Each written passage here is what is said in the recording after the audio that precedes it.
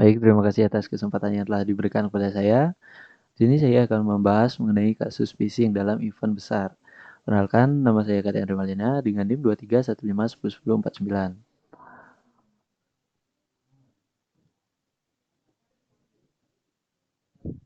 Baik, kasus phishing Piala Dunia 2018. Jadi, ada peningkatan serangan phishing selama Piala Dunia FIFA 2018. Ya, ini terjadi di Rusia, menjadi lonjakan signifikan serangan terhadap phishing global. Dua, penjahat cyber memanfaatkan nama besar seperti Facebook dan Google.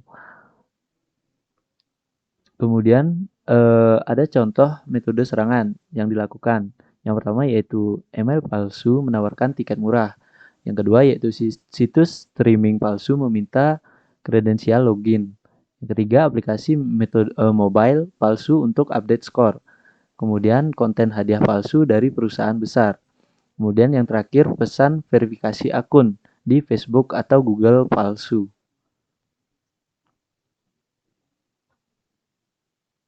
Baik, ternyata terdapat kasus serupa di tahun 2013 sampai 2015, yaitu penipuan phishing terhadap karyawan Facebook dan Google. Kemudian Evaldas Rimasauskas yang menggelapkan 100 juta dolar dengan faktur palsu.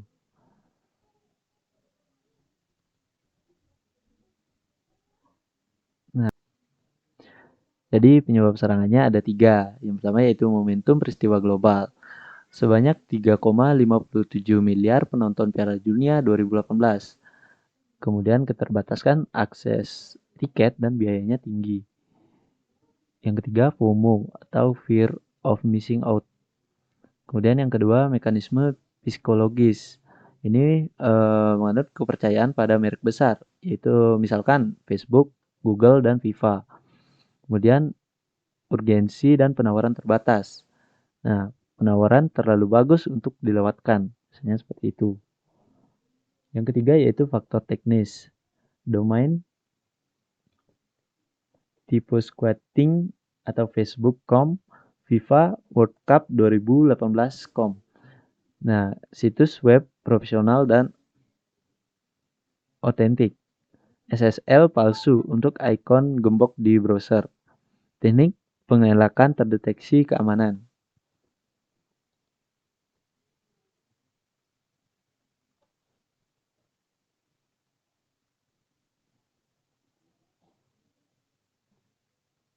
Kemudian dampak serangan.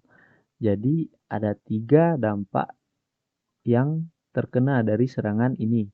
Yang pertama yaitu secara individu, kedua organisasi, dan yang ketiga finansial. Yang pertama yaitu individu. Contohnya, nah, pencurian kredensial akun media sosial dan email. Kemudian pencurian data kartu kredit dan informasi keuangan. Kemudian identitas dicuri untuk kegiatan ilegal. Infeksi malware dan spyware. Yang kedua yaitu di organisasi. Nah, yang pertama kerusakan reputasi merek seperti FIFA, Facebook, dan Google. Nah, yang kedua yaitu beban dukungan pelanggan meningkat secara signifikan. Kemudian biaya investigasi dan mitigasi insiden. Potensi tanggung jawab hukum dan kompensasi korban. Nah, yang ketiga yaitu finansial.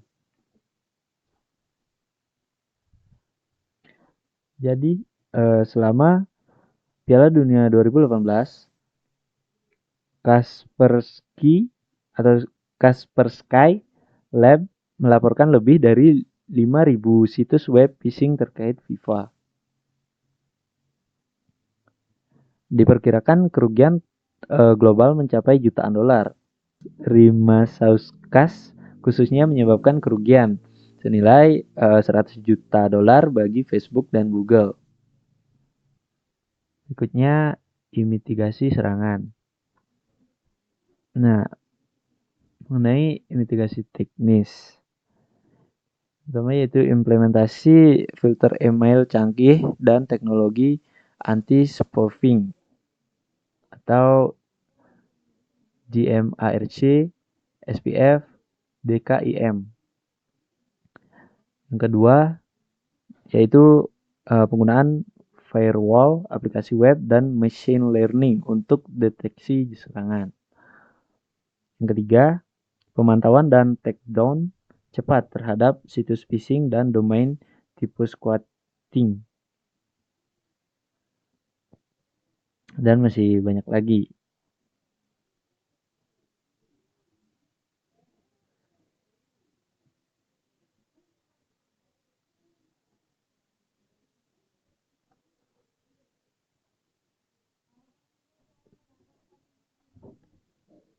Nah, berikutnya mitigasi organisasional.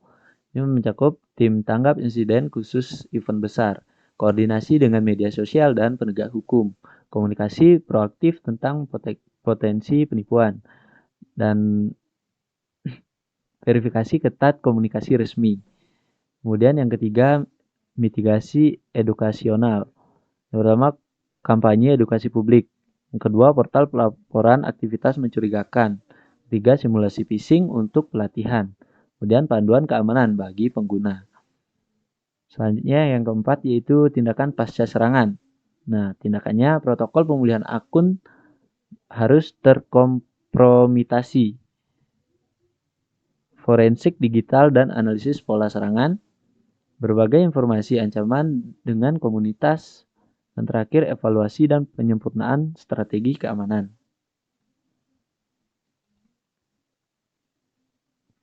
Jadi, kesimpulannya yaitu event besar selalu menjadi target phishing ya.